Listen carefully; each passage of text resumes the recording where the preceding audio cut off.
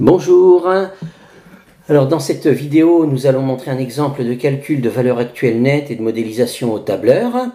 Nous allons reprendre l'exemple de la vidéo précédente où il était question d'un investissement de 23 250 €, 25 350 € pour être précis, un investissement de 25 350 € à l'année 0 qui ensuite, pendant chaque année, générerait un flux financier de 2500 € vers l'entreprise. Et on voulait avoir une idée de la rentabilité de ce projet en calculant la valeur actuelle nette.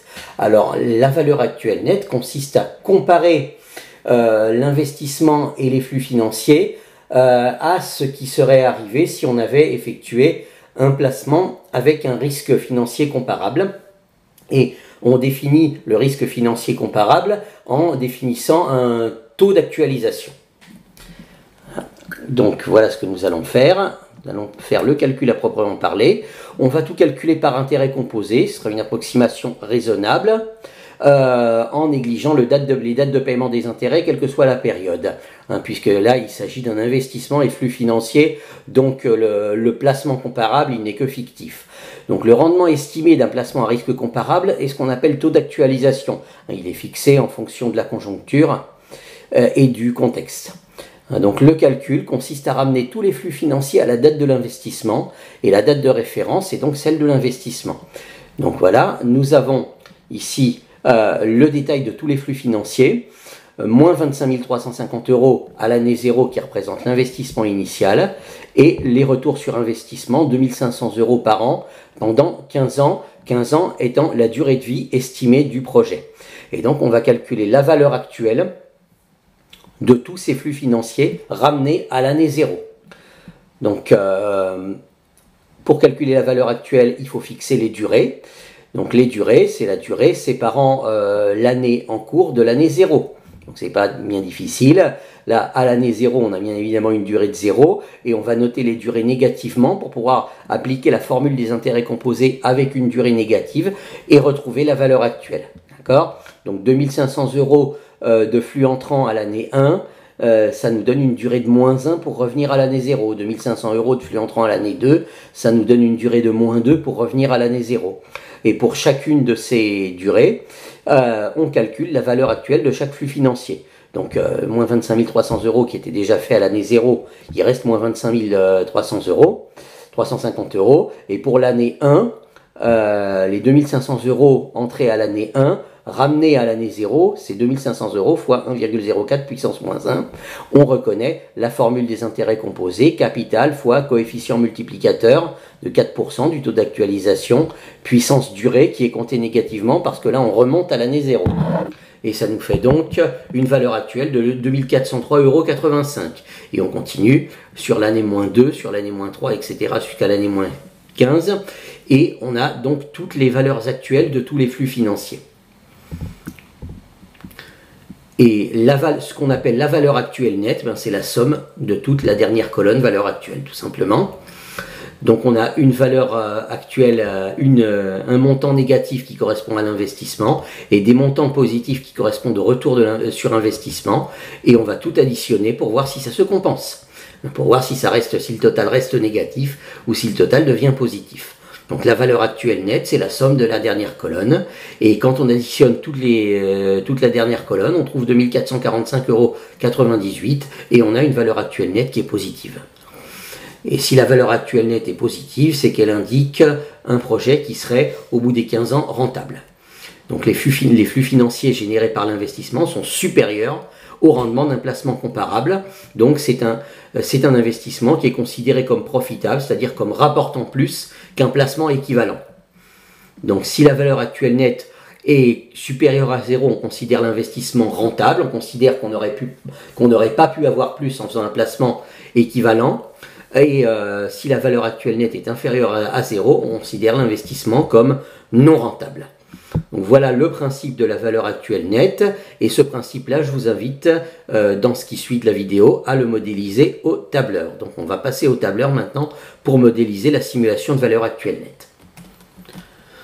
Voilà donc la feuille de calcul au tableur. Donc il convient de la préparer en saisissant les données. Donc j'ai fait un tableau avec une colonne année où j'ai répertorié le numéro de chaque année et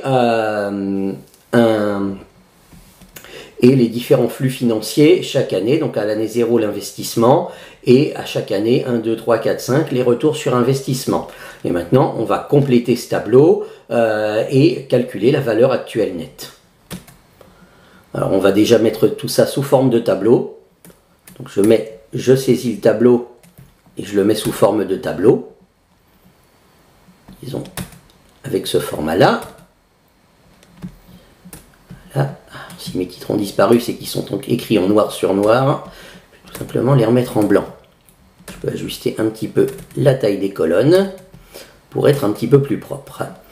Voilà. Alors on va nommer les champs. Donc ici, les champs qui nous intéressent, c'est le taux d'actualisation et l'année de départ. Donc le taux d'actualisation ici de 4%, je vais l'appeler taux TAUX, en saisissant le nom que je veux dans la barre de nom, dans la zone nom. Et j'ai besoin aussi de l'année de départ. Ici, je vais appeler ça année départ. Voilà. Et nous allons commencer par calculer les durées et ensuite les valeurs actuelles. Alors la durée, c'est à chaque fois l'année de départ moins l'année courante.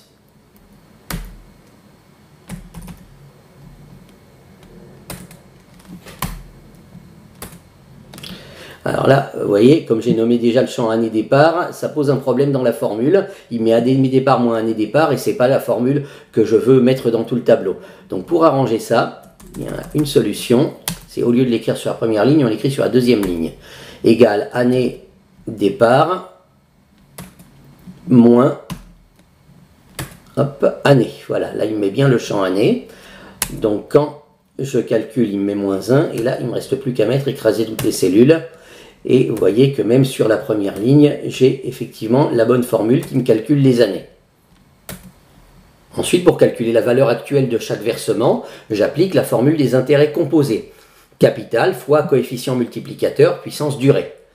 Donc, je vais mettre égal, le capital, c'est le flux, fois coefficient multiplicateur, c'est 1 plus le taux d'actualisation que j'ai appelé taux. Je peux commencer à appeler taux et je retrouve à taper taux et je retrouve mon étiquette ici. Voilà. Puissance durée. Donc puissance, c'est l'accent circonflexe et la durée, c'est la colonne durée. Voilà. Donc ça me donne, ça va me donner la valeur actuelle nette ici que je peux, en faisant écraser toutes les cellules, copier partout dans le tableau et j'ai directement la bonne valeur actuelle nette parce que j'ai nommé les champs, j'ai pas besoin de mettre $, c'est beaucoup plus pratique. Donc voilà, j'ai les valeurs actuelles de chaque flux financier ramenées à l'année 0. La valeur actuelle nette est la somme de la dernière colonne, comme nous l'avons dit précédemment. Pour connaître la somme de la dernière colonne, il suffit d'afficher, d'aller dans outils de tableau et d'afficher la ligne des totaux.